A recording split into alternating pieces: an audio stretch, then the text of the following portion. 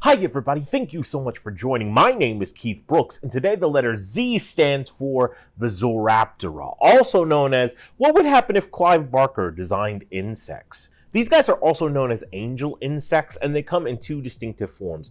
Either one being a winged creature whose wings are sheddable, and this insect also has eyes, both compound and simple eyes, or the exact opposite, having no wings whatsoever and no fucking eyes, blind as a bat, just crawling around everywhere. They have mandible mouthparts developed for eating and are about 3 millimeters in length, so very, very tiny, often translucent almost in color. Found underneath bark, in leaf litter, in detritus of wood. They resemble termites, but their name is actually kind of misleading. They were initially named in 1913, and the order of it, Zooraptora.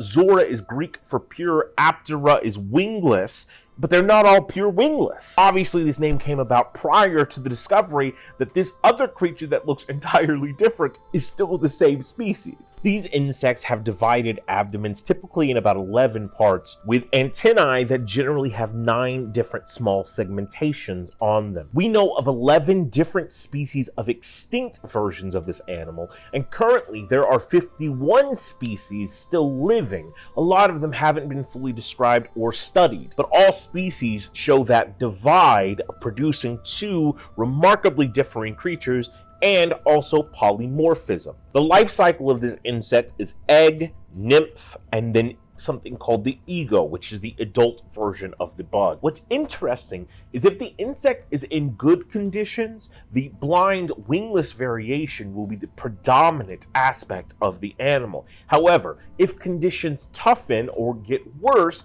then suddenly the animal will start producing winged offspring that also have the capability of seeing. Having 2 different types of sets of eyes, the compound being what we associate with flies, and simple eyes, which are like our eyes, gives this new offspring a massive advantage, being able to take in more information than any of the other insects, since the vast majority of them are blindly streaming around just searching for food. These insects live in colonies in rotting wood. They don't really have mandibles capable of tunneling, but they do eat funguses, detritus from the trees and from other insects, and have the ability to eat smaller arthropods like mites. Centrosos gurnia, for example, lives in colonies that can range anywhere from dozens to thousands of insects, but most often finds itself in a colony of about 30 different insects. The males are often larger in this species than the females and fight for dominance of the colony. In the species Oocisaurus hubbardi,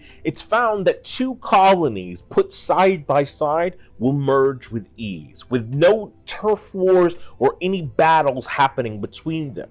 They understand then that the society of these specific insects seems to be based on longevity. How long have you been a member of the colony? With the only issue being that newer additions to the colony form lower in the ranks, and the dominance of the species has nothing to do with size, but just seniority. Males over their lifetime might attack other males, but it's not about the territorial regions, but instead to get the females from said male. See, these guys like to live in harems, with one male having multiple females. The species Latinosaurus barbari does not have the same dominant structure of society, but it does have an interesting, terrifying courtship ritual. This insect has a gland in basically the middle of its forehead, and when interested in someone, it will grow a new orifice in the middle of its head, and the female will drink out of it, and then they'll copulate.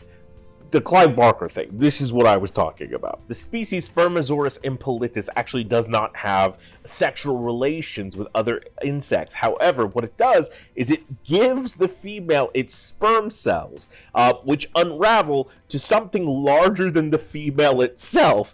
And I guess the guy bug's like, all right, go put that in you, or whatever. It's gross. But the idea is that the sperm cell is so large, it prevents the female from mating with anybody else, because she can't fucking move for a while. It's crazy. These guys are weird. Because they eat arthropods and other detritus left in the wood or leaf litter, they actually help with the nutritional cycle of decomposition. They're one of the key factors that allows it to occur. This order makes up the third smallest order of all insects, and to cite these guys is kind of rare. But people that have found them often say that they'll be found in the nests of termites or even mammals, and we don't know why. We don't understand what that relationship is whatsoever. But we also know that they tend to groom themselves a lot, making sure they look their best in case their honey wants to come over and eat out of their forehead. But they also fight. And this is my favorite thing. So males, when fighting for a female, because that's what happens, I guess, in all species, they will turn around and then back kick the fuck out of the male they're fighting with their hind legs. These are just weird ass creatures that I never knew existed. But that's kind of the cool thing about this, is finding out there's a whole world around you that you had no idea was even there. Thank you so much for tuning in. Day 31 of 100 Days of the Animal Kingdom. Hi everybody, thank you so much for joining. My name is Keith Brooks, and today the letter A stands for the antbird, also known as the sister of your mother or father bird. Antbirds are a large family of passerine birds. Now, passerine birds basically just means sparrow, and it makes up half of all of the birds on Earth. The antbird doesn't, but passerines do. These are just a specific section of passerine birds, right? Makes sense? Cool. They're also known as ant wrens, ant shrikes, ant vireos, fire eyes, bush birds, and bear eyes. There are roughly 230 species of antbirds. They're related closely to the tuberculos, the gnat eaters, and the ovenbird. However, just because you hear the name ant wren or ant shrike does not mean they are actually wrens or shrikes. That system is used as a classification about the size of the bird. They are located in Central and South America, all the way from Mexico down to Argentina, often living in the canopy of jungle. Their color and plumage can vary drastically amongst the 230 species, but in addition to that, they're often sexually dimorphic in how they present. The same species, male and female, can be completely different looking birds, but the colors tend to be like a reddish brown, a gray, a white, like a somber muted white, or a blackish color, meant to help them blend in with the canopy of the forest. But they don't really hunt in the canopy, but often the understory, the outside, amongst the leaf litter. Most of these birds are insectivores, going after arthropods, though some will eat small mammals. But about 18 species within the antbird category are what are known as ant followers, meaning they worship at an ant church. That's not true at all. It was often believed that being an ant follower meant that these birds would eat the ants, but instead, these birds will wait for army ants to emerge in a raid.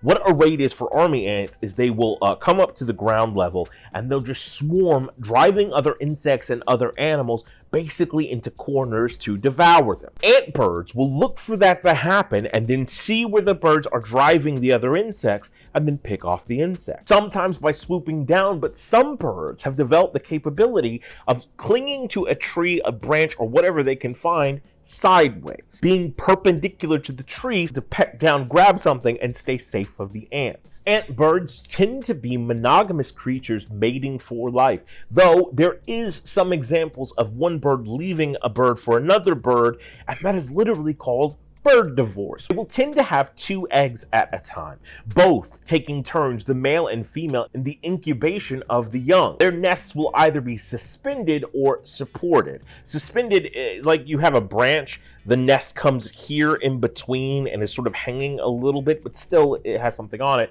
Supported would just be completely on a branch that has no divide in it. When the chicks are born, the antbirds will then separate the 2 children, with one parent taking care of one exclusively and the other parent taking care of the other exclusively. 38 of these species are considered endangered, not because of predation or poaching or used for food, but habitat loss exclusively. One of the problems that happens with an antbird is the inability to accommodate change in said habitat. So antbirds will tend to have a place they stay and then an area they hunt in, and those are separate areas. If something interrupts that forest and now there's a road in between, the bird will refuse to cross that road. It doesn't know that territory now that it's been changed. These ant birds are creatures of habit, and anytime that we interrupt that habit, we fuck up their entire lives. Some of these birds, identified as bush birds, will have an upward turned chisel-like beak,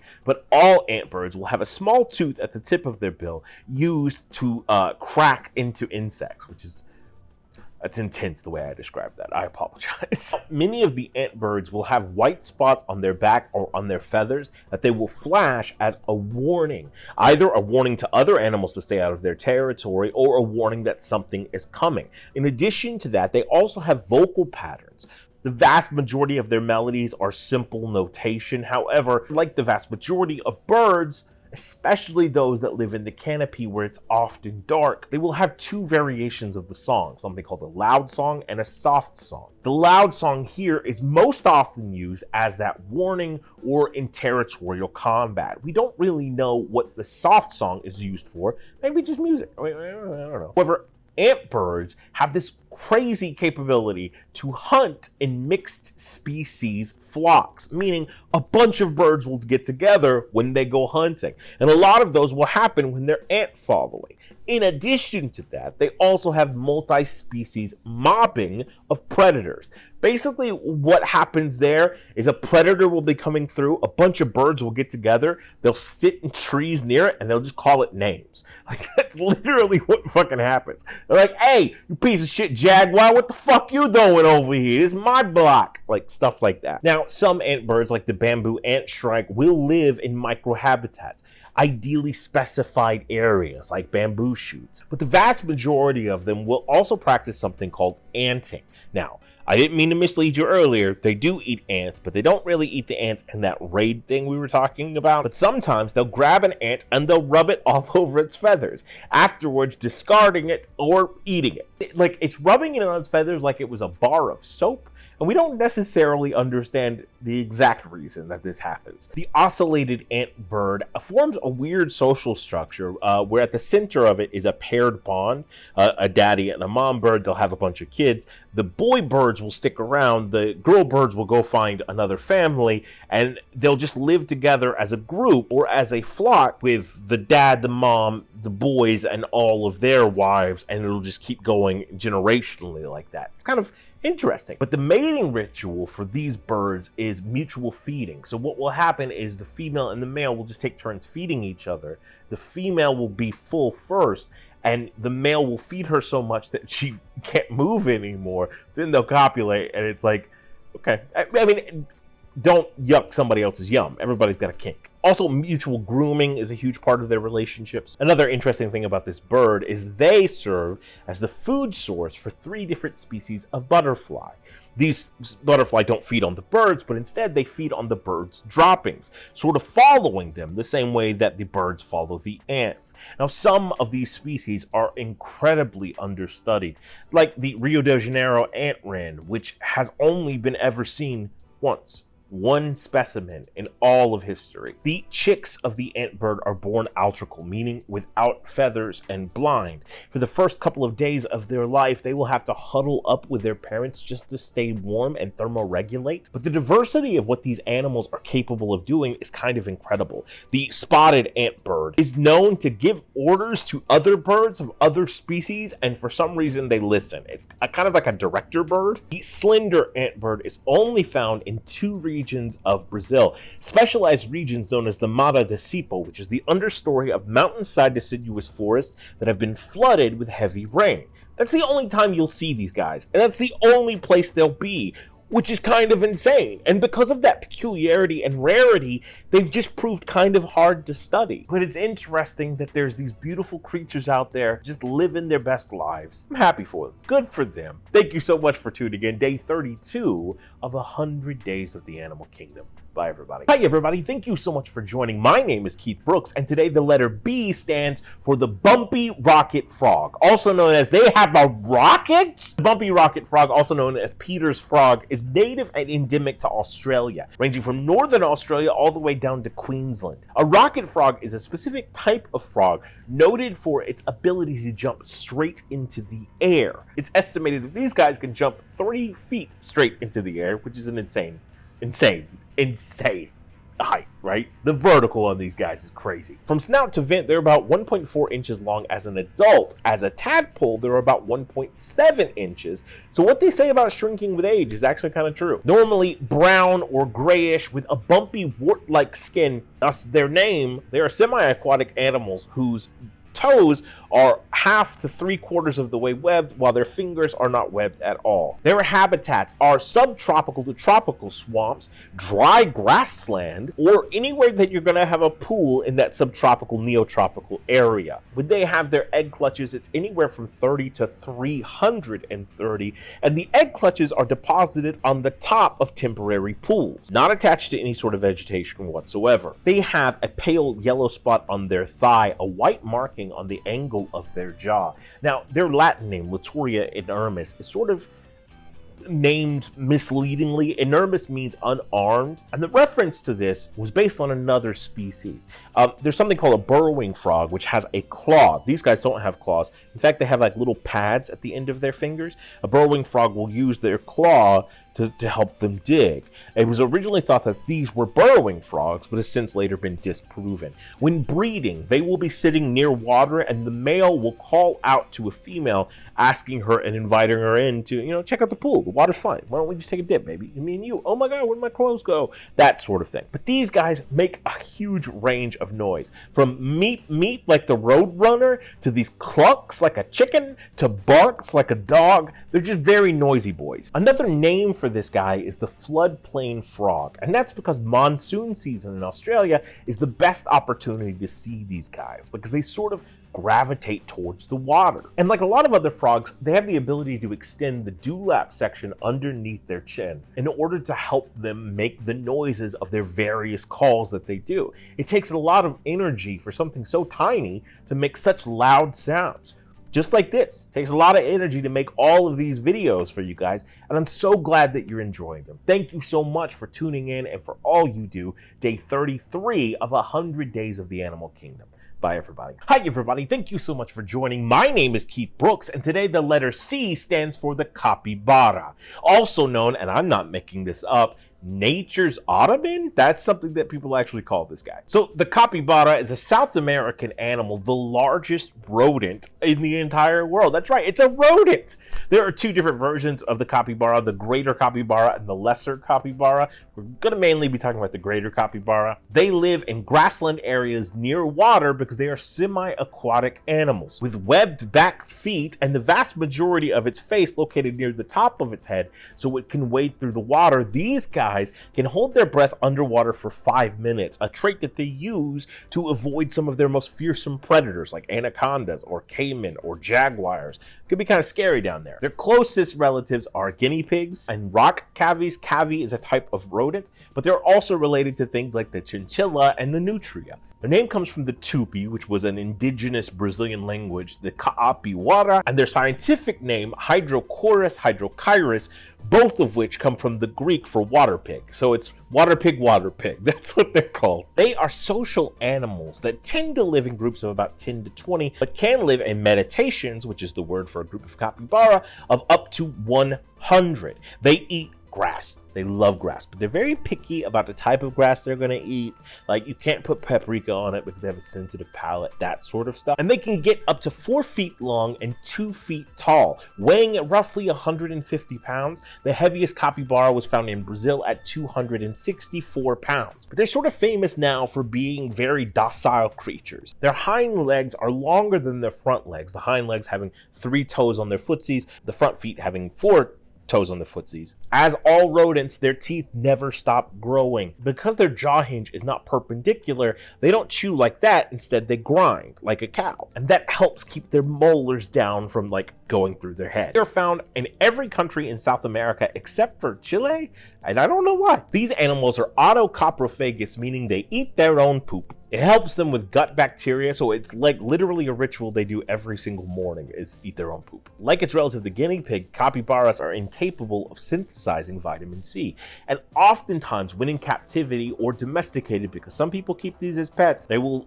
wind up suffering from scurvy because of that change in the diet. Capybara have two different types of scent glands. One is called the morillo, located on the nose, and the other is an anal gland. I'm not going to point to where that's located. They use both of these glands to mark territories, and sometimes those territories include the female capybaras. Male capybaras bark like dogs, and female capybaras, when in estrus or heat, will whistle through their nose to alert the males that they are looking for a potential suitor.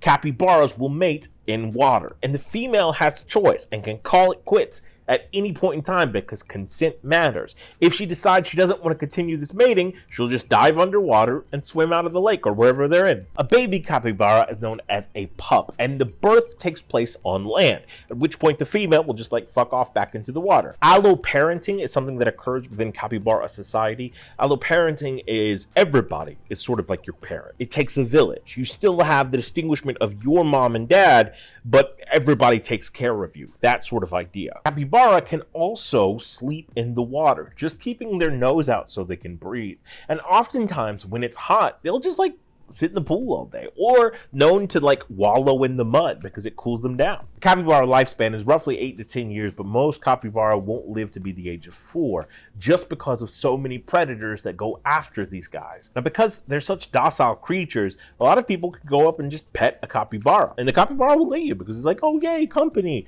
But one of the things that cautionary aspects of that is that the ticks that specifically target the capybara are vectors for Rocky Mountain spotted fever. In addition to that, other animals are totally chill with the capybara as well. It will just like sit on top of a capybara and like hang out with it for a while. Mostly birds, because they'll eat the insects off the back of the capybara, but this is why it's nature's ottoman, is because a lot of the guys are just like chilling with him and on him. Now, capybara is consumed as a meat, and in the 1700s, a papal bull was passed down to allow Catholics in the area to eat capybara during Lent. However, in some places like Venezuela, it's considered kind of redneckish if you eat capybara. Capybara can run up to 35 miles per hour. They are on the 2 peso coin in Uruguay. They are popular in Japan because of capybara-san. And in August of 2021, an interesting turn of events led for the capybara being seen in a completely different light. In a neighborhood called Nordelta, north of Buenos Aires, this was a very wealthy, affluent region that suddenly got invaded by capybara because they had the good grass that the capybara liked.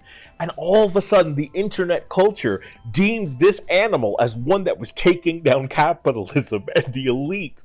And so the capybara became a symbol of rebellion and communism and trying to create a new social structure within the country. And I'm fucking here for it. From a gentle creature to a symbol of change, the capybara is just one of the amazing, interesting creatures that inhabit this planet with us and deserve our respect. Thank you so much for tuning in. Day 34 of 100 Days of the Animal Kingdom. Bye, everybody. Hi, everybody. Thank you so much for joining. My name is Keith Brooks, and today the letter D stands for the Diamondback Terrapin, also known as the, hey, cool jacket, man. I like that a lot. The Diamondback Terrapin is a species of turtle native to North America. There are 7 subspecies of this animal, and we'll get into those momentarily, but the Diamondback Terrapin's native range is along the east coast of America, all throughout that east coast and into the Gulf Coast of Mexico. It also has a population in Bermuda.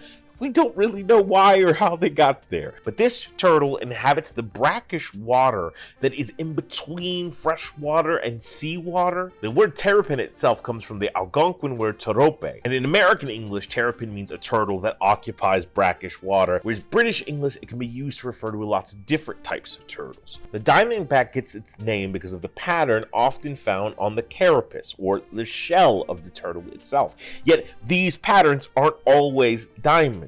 In fact, no two turtles have the same pattern. And because of that, coloration can vary greatly. And also the color of their skin can vary, being black, yellow, brown, green, white. They come in all sorts of colors. They're basically a rainbow of coolness. Now, they have the largest range of environment of any North American turtle. And all diamondback terrapin are noted by having these wiggly little lines or spots that cover their head or their entire body. Their size can vary, with males generally being about 5 inches. There is sexual dimorphism in the species, and the females tend to be larger, at roughly on average about 7 inches long, though the largest female ever recorded was 9 inches long.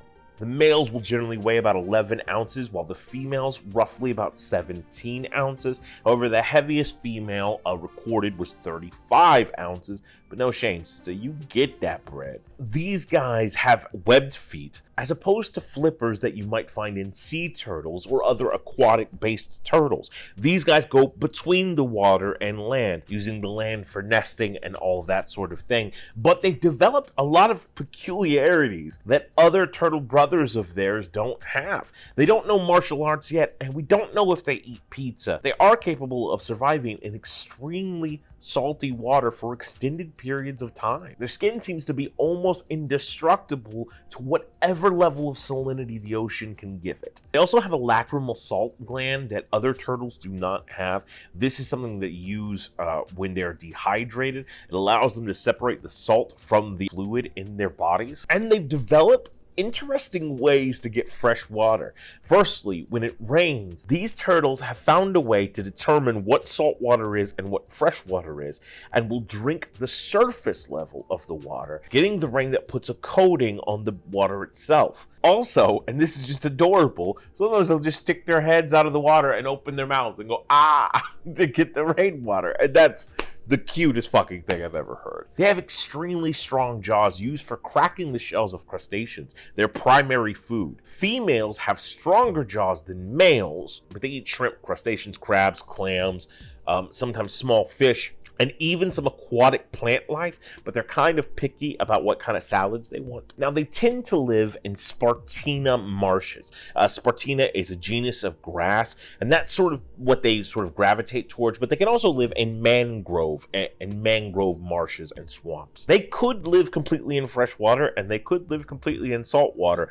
but the adults tend to prefer an intermediary salinity. Unlike sea turtles, who venture far off, these terrapin tend to stick close to the coast, and oftentimes they'll never leave a specific region for their entire lives. They got everything they want there and they're happy. They're homebodies. I understand that. And when early summer, they will have a clutch of anywhere from 4 to 22 eggs, and these nests are made in the sand dunes near where they live. Like all reptiles, fertilization happens internally, and the female terrapin has the ability to store sperm for long extended periods of time, thus meaning that she can have a clutch of eggs with multiple fathers. Now, generally in the wild, these guys will give birth to clutches of eggs 3 times within a year. What's kind of crazy is we don't actually know how long these guys live.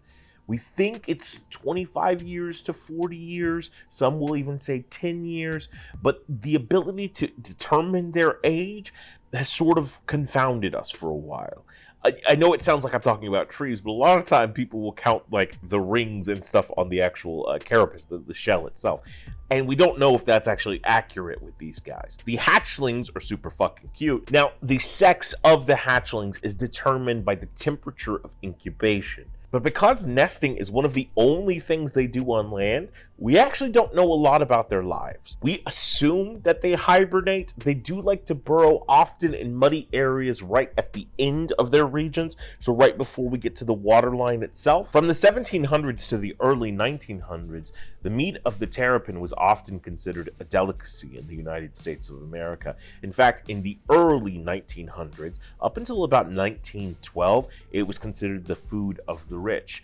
Cited as being a really sweet taste, this was the preferred thing to use in turtle soup. But because it was such a popular meat, we almost hunted this animal into extinction. In most of the places it inhabits, it is considered endangered or a species of concern. The state of Maryland considers this animal its state's reptile. Tons of different sporting teams are called the Terrapins, or the Terps for short. Terrapin Station by the Grateful Dead is about these guys, and thus this animal became a symbol of that band. Some of the risks that this animal faces are crab traps, basically boxes that are put into the water to trap crabs. Since crabs and these guys eat a lot of the same food, unfortunately, it becomes a casualty in that fishing process.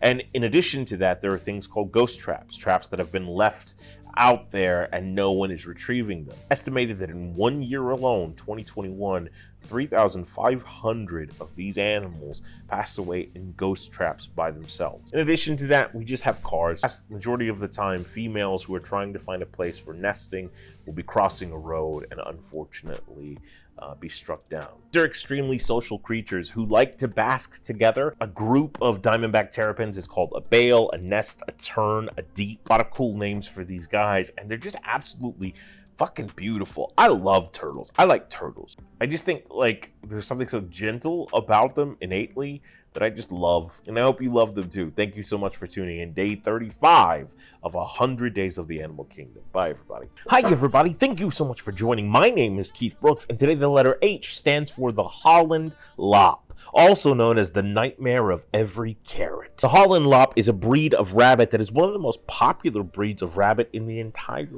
world. These guys come in a variety of colors. They're noted by not only their distinct lop ears, but also their size. They range anywhere from 2 to 4 pounds, making them the tiniest ball of fluff you'll ever see. Now, just like when we talked about dogs and cats and how they have like kennel clubs, rabbits have the same sort of thing. The American version is called the Arba, and they don't recognize a rabbit as a specific breed if it exceeds that weight limit, which is fucking stupid. But yeah, so if you're over 4 pounds, you just don't exist to these people anymore. The Dutch breeder Adrian de Kock first created this breed starting in the 1950s by trying to breed a French Lop, which can range anywhere from 10 to 15 pounds, with a Netherlands dwarf rabbit, which weighs roughly 1 pound, because he was trying to find something in the between for the balance. However, he chose a French Lop as the buck, which means male, and the dwarf rabbit as the doe, which means female, and this is absolutely fucking terrible.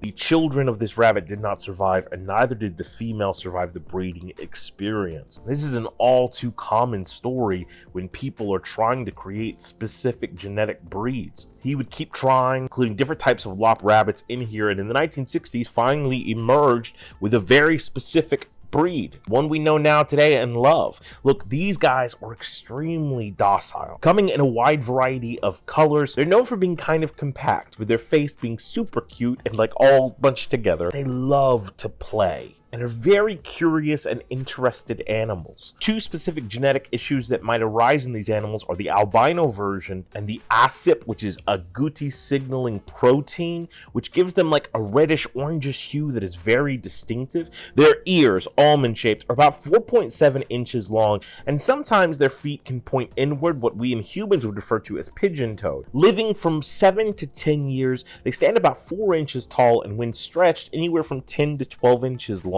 They have a wide different array of colored eyes and are considered friendly. However, it is important to note that the females are a little bit more nippy than the males are. They do like to give little bites, but they don't bite you very hard at all. One of the things about this and all rodents is that their teeth continuously grow. So if you're ever looking to have a pet bunny, one of the key things that you need to do is make sure to feed it a lot of Timothy hay and give it wooden toys to chew on. This will help limit the teeth growth and also make sure that those teeth grow in very, very strong. Also, scratching posts are really good for these guys. The Holland Lop tends to have long nails that need to be cut maybe every 2 months because it's not really a burrowing rabbit like other rabbits with long claws are. But they do like to use scratching posts or scratching mats the same way that kitty cat. And I know a lot about these rabbits because I have one. So let's go live to Keith Brooks on the scene. Keith, I hear you got a Holland Lop for us to speak with. So I am here with Miss Mina, who is a rabbit. Mina, how are you doing today? Yeah? You're a Holland Lop. How does that feel?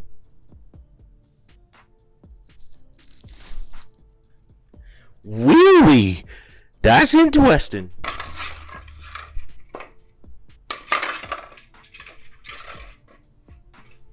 She has taken her toy away from me, so I can no longer play with it.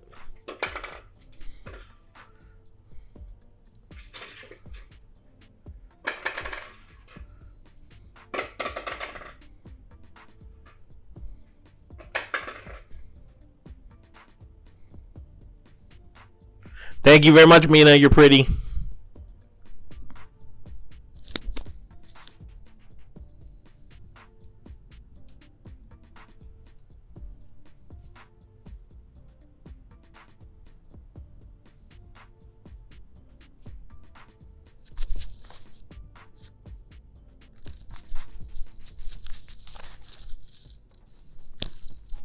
Thank you so much for some excellent reporting, Keith, and thank you, Mina, for taking some time to spend with us. Look, Mina is a exquisite bunny rabbit. She is one of the sweetest things in the world, and by that I mean she's not really that sweet. She's like, she's very docile and calm and loves to play, but she doesn't like it when you touch her too often. So she does like kung fu hits, like whenever you get too close to her, or you're trying to pet her for too long. Every now and then she'll let you pet her for a second if you're giving her a treat. She has these like, little rabbit donuts that she gets that she absolutely adores.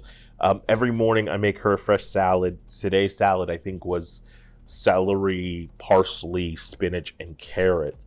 And then she also has some pellets that she'll get every now and then. She loves Timothy Hay. That's one of her favorite treats.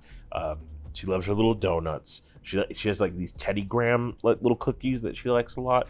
And she loves to run. So she has like this big enclosure where you kind of saw it there.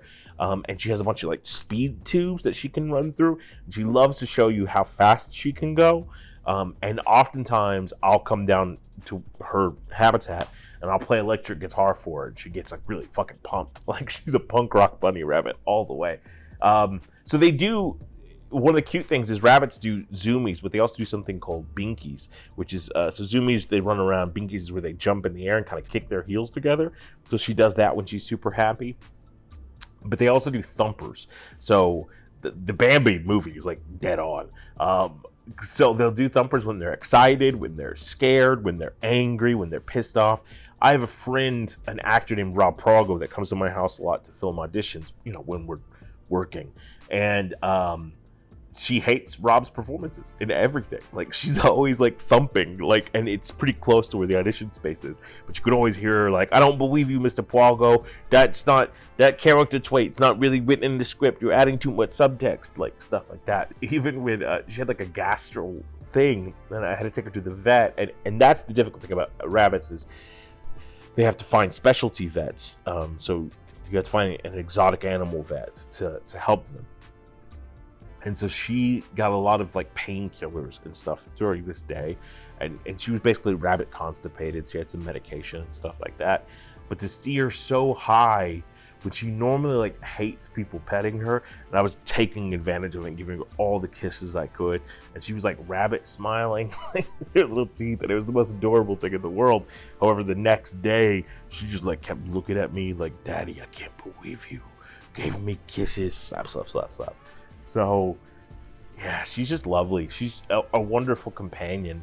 She has such a personality that's kind of ridiculous, because she's just feisty. She's my feisty little girl in every way. I can't recommend enough these Holland Lops, because not only are they just like, you know, I think every animal has the potential to be a wonderful pet or a wonderful companion or something that you need to respect. And I do find myself taking umbrage with a lot of the ways that we develop these specific breeds and the needless pain that other animals have to go through in this pursuit of an aesthetic beauty. And don't get me wrong, Mina is absolutely beautiful. And I'm so thankful that she's in my life. I think I just, at the same time that I hate the breeding circuit, the way people handle, the way people use and misuse and abuse animals for the sake of, again, surface level aesthetics, I find deplorable. But I am also thankful that it occurred, because one of the happiest joys of my entire existence is having her. because she just is a phenomenal baby. She's just my little baby loaf. She's so sweet and amazing. So thank you so much for tuning in. Day 36 of 100 Days of the Animal Kingdom. Bye, everybody. Hi, everybody. Thank you so much for joining. My name is Keith Brooks, and today the letter E stands for the electric eel, also known as a fish that keeps a lot of shocking secrets. The electric eel is a genus of freshwater fish divided into 3 specific species. Native to South America, this nocturnal animal is a carnivore, and despite what the name says, it is electric, but not actually an eel. It belongs to a family of something called a knife fish, which are more similarly related to catfish than eels themselves, though it does have an eel-like body. Inhabiting South American fresh water like rivers and streams and pools that have collected, the electric eel is by no means the only animal that can emit an electric shock for protection. However, that's not the only way it uses electricity. It also uses, like all other knife fish, something called electrolocation. It basically can emit a small electric pulse that doesn't harm anybody into the water to help it figure out where everything is. You see, the eel has naturally poor eyesight, and this use of electrolocation is connected to its lateral line, something that we discussed earlier with both fish, birds, and lizards. A sensory mechanism, an organ that helps you determine your location and where other things are, especially movements within the water. While some other fish are able to emit electricity as a defense mechanism, this guy does it better than anyone else, with some species of the electric eel being able to emit 800 volts of electricity in a single blast. This is enough to take down a horse. And in fact, these guys don't have to be in the water to take something down. Water is conductive for electricity. However, electricity conducts better in air than it does in water. So while the electric eel can shock you if you're underwater, it also has the capability of jumping up into the air out of the water, tagging you, emitting its spark, and then dunking back into the water. This is what it will often do with predators who are partially in the water and partially out. Also do something called doublets. Now what a doublet is when it senses something is close to it, it'll amplify its electrolocation and give 2 quick shocks in briefer time than a millisecond. What this does is it electrocutes the muscles of whatever animal is close to them, causing them to spasm, so the electric eel can hear where that animal actually is before it attacks. And oftentimes, to increase its electrical current, it will surround itself around the animal that it's trying to use as its prey, making sure to touch it in multiple places to increase that electricity running through the animal. Now, studies of electric eels and their electrical properties began in the 1700s. In fact, an explorer who went with an indigenous group of people on a hunting raid said that they stumbled upon a swarm, which is what you call a collection of electric eels, in shallow fresh water. When their horses tried to cross, the electric eels all leaped out and attacked the horses, killing 6 horses instantly. The 3 species are Electrophorus electricus, Electrophorus varii, and Electrophorus voltari. These animals also have this weird fact where they never stop growing. They keep throughout their life adding more vertebrae to their body. The biggest one we found was 8 feet long, but on average, electric eels are about 6 feet long, weighing around 44 pounds. The organs of the animal are sort of compacted into the front half of the animal and separated from its electricity producing organs. Every electric eel has 3 electrical producing organs. One is called the main organ, one is called the hunter organ, and one is called the sax organ. One of those organs helps with the actual electrocution that they use for defense and for hunting, another for electrolocation, and we don't really know what the third one actually does. It was long believed that it helps support the other 2, but in 2021, scientists found that it emits its own voltage completely separate from the others, but it's a very low voltage, so we don't know exactly what it's used for, and more research needs to occur. We also know that they communicate using electric pulses. These pulses in the water are used to warn other animals that are encroaching on their territory, to call out a mating partner, and also for defensive purposes. The male will make a nest of its own saliva, while the female will deposit 1,200 unfertilized eggs for fertilization.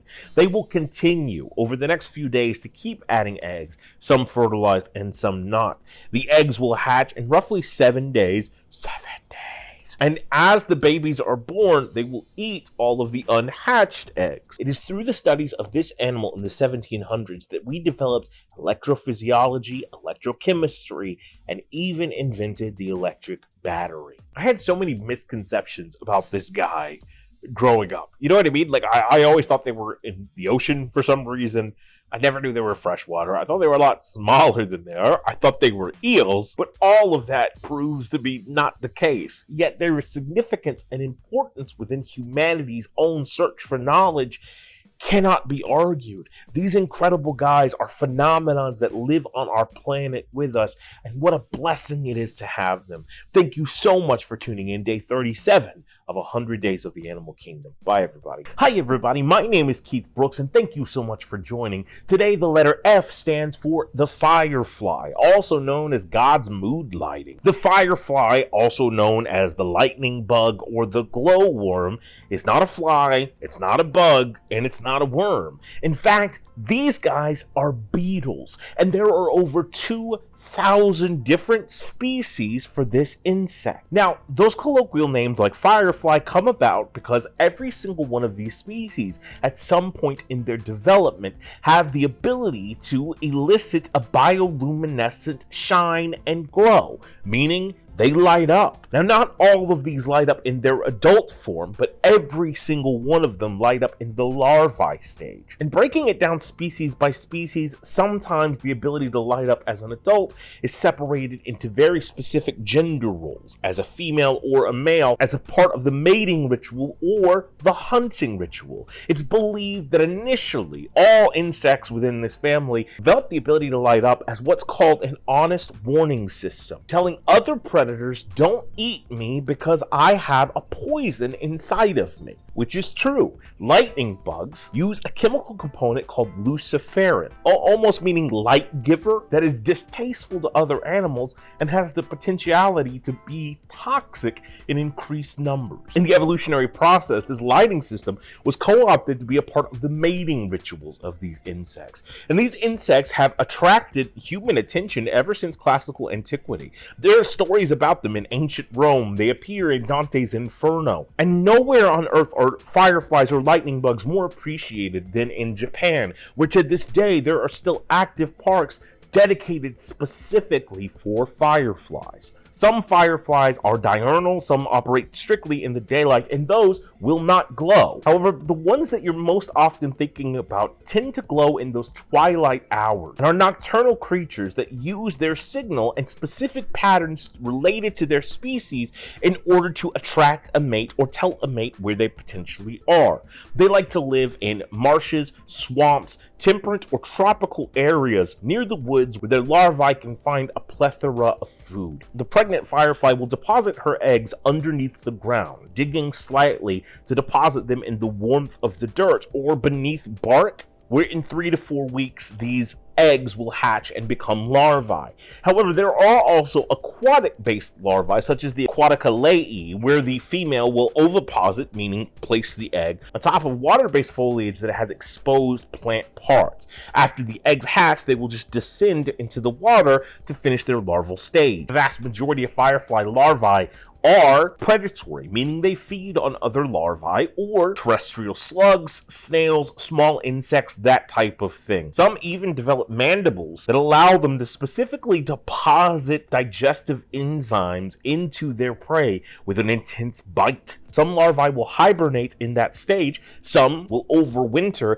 and some will last in the larval stage for up to 2 years before becoming an adult firefly.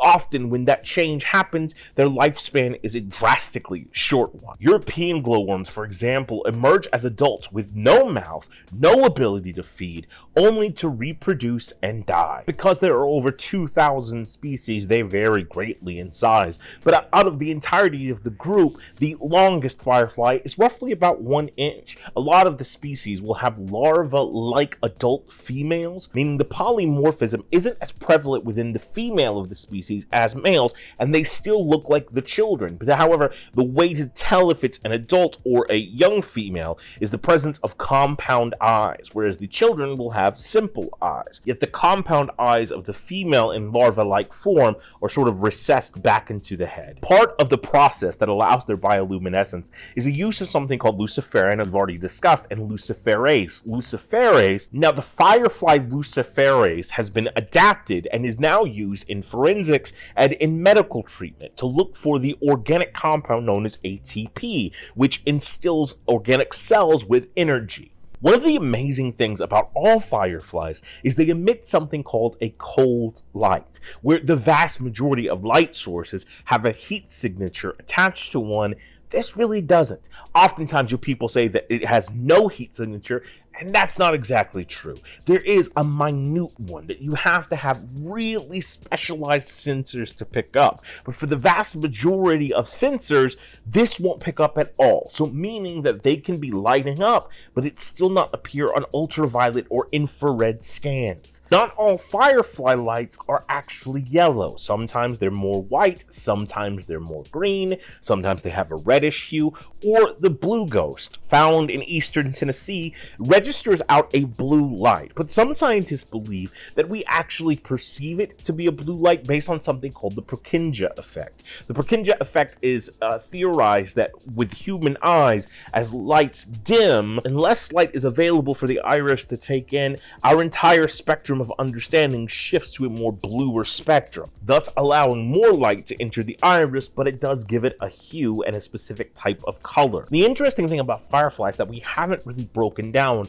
is they have a specific language to how they're using their lights. And these variations of lights vary from species to species, but it includes ideas like flashing versus steady lights, pulsating lights, the height of where you're flying with the light, the direction with which you're flying with the light, all sorts of stuff. It makes it a complicated language to try and understand. And some fireflies have the ability to change the color they emit. And some groups of fireflies will go through something called phase synchronization, where they will all begin to blink at the same time. In the Philippines, an area called Donsol, it's said that the fireflies do this year-round, and we have no fucking idea why. There's also a place in Tennessee that does it, and in North Carolina. So it's not just an isolated phenomenon, but something that these fireflies do as a societal means of expression. And we don't get it. Not all fireflies actually use light. Some emit pheromones. Those would still have used light when they were young, but the vast majority of diurnal, meaning active during the day, fireflies don't emit any light whatsoever now in their adult phases, but instead emit specific smells and chemicals to attract mates and communicate. The Femme Fatale Phoricus firefly emits a specific light that resembles another species' light. And what happens is it does this to attract a mate. Once the mate comes, they'll kill it. And they'll take all of its luciferin and luciferase qualities in order to store and pass on to their descendants.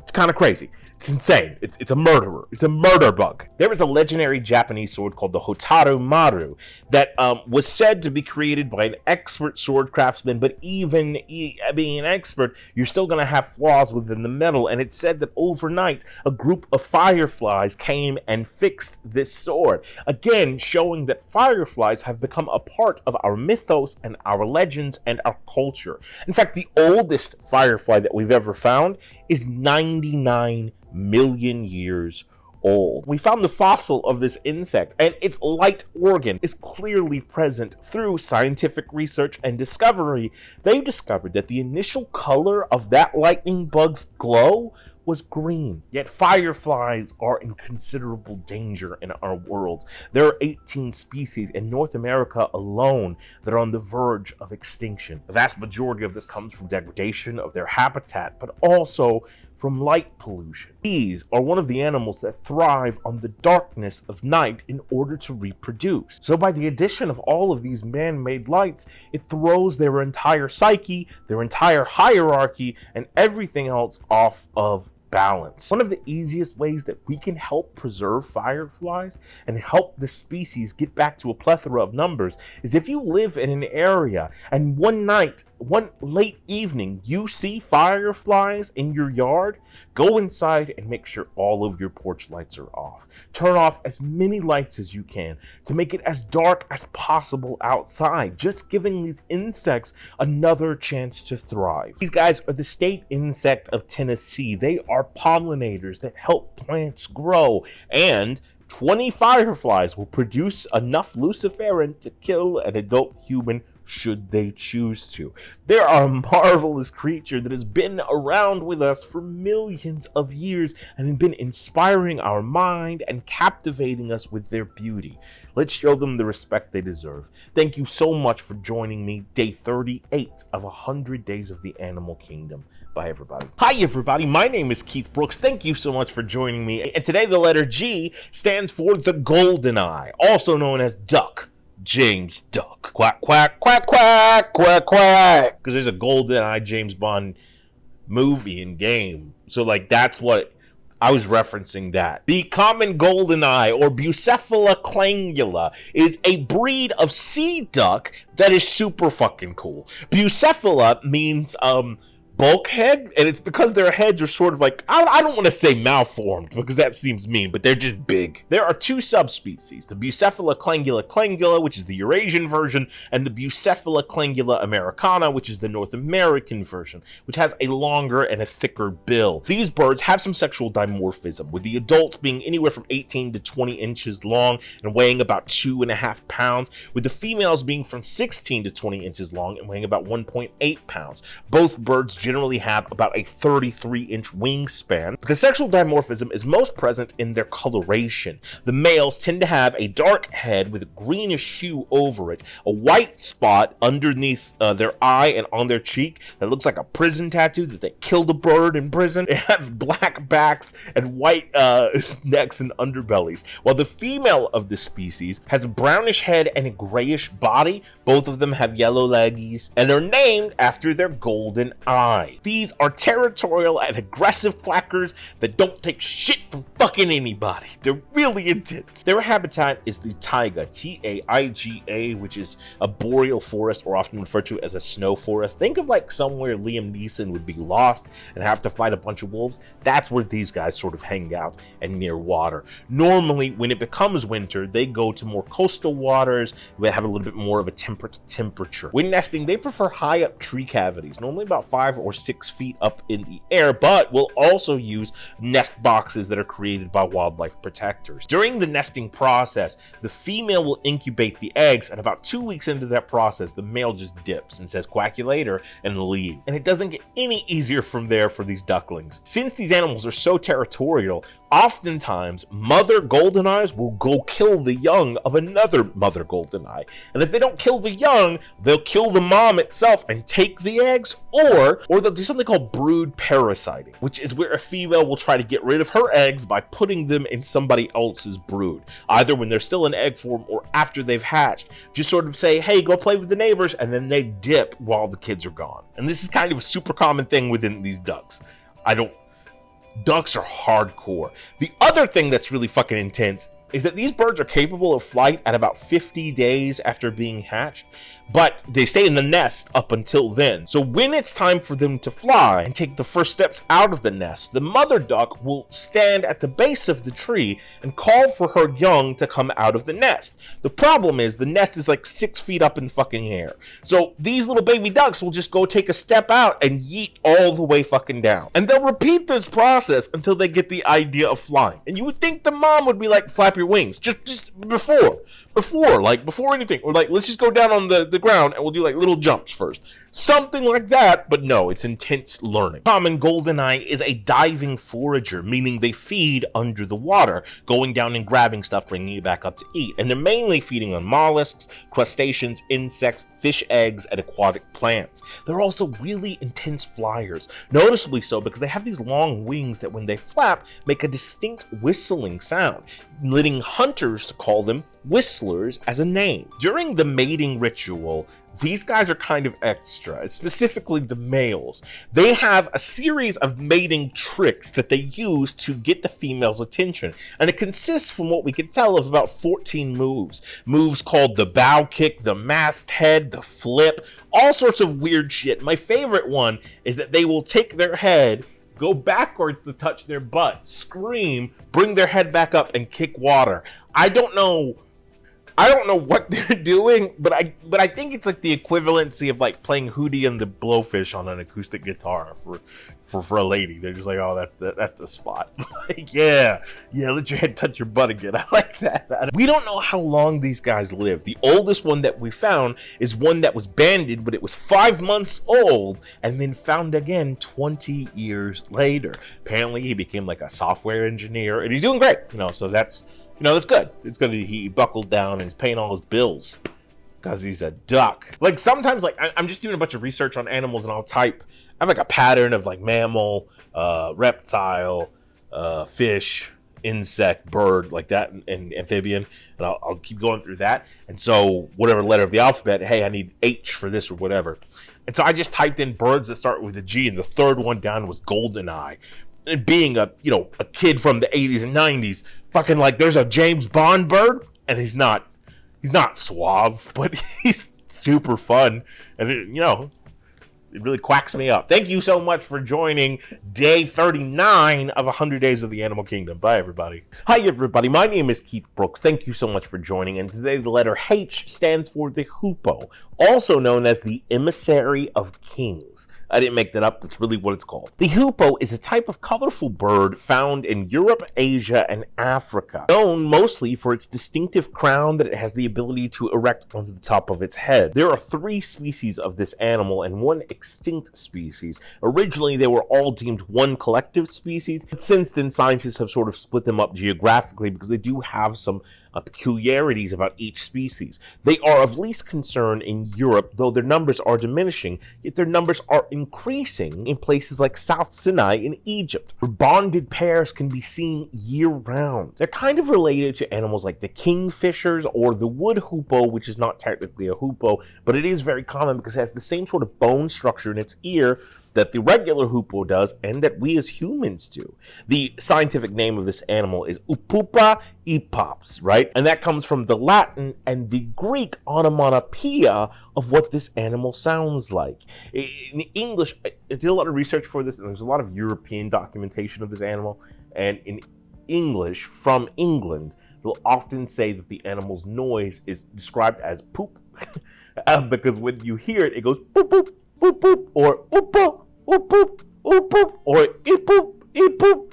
Something like that, right? That's the sort of sound of the animal, but I don't like to say that it poops like that because that's weird. Now, because the fossil record of this animal is kind of sparse, the farthest we can date it back is still within the Quaternary epoch, which is the epoch that we're currently living in. But that spans millions and millions of years. So we know it's roughly 20 million years old, but we don't know how much older beyond that. So the 3 species of this animal are the Eurasian hoopoe, the African hoopoe, and the Madagascar hoopoe. There was a species called St. Helena's hoopoe who went extinct in the 16th century. The Eurasian versions of this animal will migrate to the tropics during the winter, but the African and Madagascar will stay sedentary the entire year round. This animal has also been known to be a vagrant in Alaska, meaning when an animal just shows up completely out of its region for no fucking reason. That's what this guy just goes on vacation to Alaska sometimes. As far as a habitat is concerned, they really only have 2 requirements: some kind of sparse ground with some sort of grass growing, and something vertical with cavities in it, like trees or caves or anything like that. Whether it be the steppeland or the tundra, they sort of can get that covered in a lot of different areas. Their main diet consists of insects, though they do eat some small reptiles, some small mammals, and some sort of plant life. They mainly feed on the ground, but some have been known to feed while in the air, mainly attacking swarms of insects. Often when on the ground, one of the ways that they will hunt is they will just stab the dirt with their head, going completely in with the beak to get pupae and larvae that like to be incubated inside of the soil itself. They'll also use the same beak to peel bark off of trees to look for insects there. And if the animal is too big for them to really wrestle with, they'll grab it with their beak and hit it up against rocks until they kill it. It's kind of fucking brutal. These guys are rough, but they love to sunbathe, and they do that by extending their wings and their tail feathers, resting onto the ground and tilting their heads back like this, and then as they're more comfortable, their wings will sort of, like come in like that, which is kind of crazy. They love sunbathing, sand bathing, and dust bathing, just like sort of rumbling themselves in that. They are monogamous creatures, but will only pair for one season, the next season being monogamous to a different bird. So I guess that's not really, it's serial monogamy, I suppose. They will fight over territory and mates and are very vicious by the fact that they use their bill, unlike tons of other animals, they use it as a lancing sword, going for the eyes of other birds. When it goes towards nesting, their nests tend to have small openings, either lined or unlined, but this helps prevent predators from getting in to steal the young. Females are entirely in charge of the incubation process. The females possess something called the uropygial gland, which is located right above the tail feathers. And what it does, it emits a very foul scent, something like rotten meat. And the mother of the eggs, once having the children, will put this smell all over her feathers. So any predator will think that she's gross and won't eat her. In addition to that, if the mother is gone foraging for food and the babies are left in the nest by themselves, they have developed a defense mechanism that allows them to turn around, lift their tail feathers, and projectile defecate in long streams ranging up to 2 meters in length, which is the grossest thing I've ever heard.